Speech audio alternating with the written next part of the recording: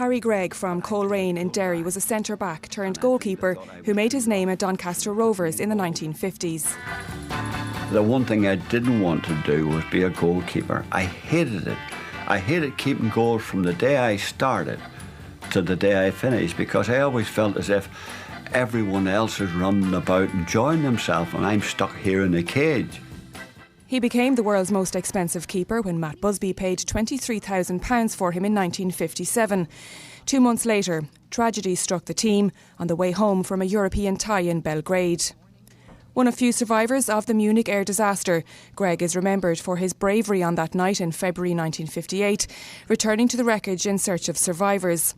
Among those he rescued were his teammates Bobby Charlton and Dennis Violet. I thought, Christ, I'm the only one alive. I heard some noise and I crawled back in again.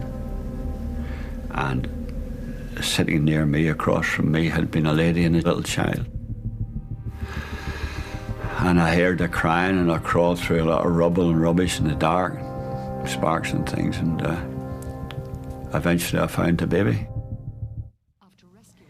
Gregg kept a clean sheet for Busby's Babes in an FA Cup game 2 weeks later and went on to play at Old Trafford for 9 years. I've been lucky to be part of what was the Busby Babes, or the Red Devils, part of which became greatness. They were Manchester United, they were the Busby Babes long before any accident. Harry Gregg passed away peacefully, surrounded by his family, at the age of 87. Ivani Cullen, RTE News.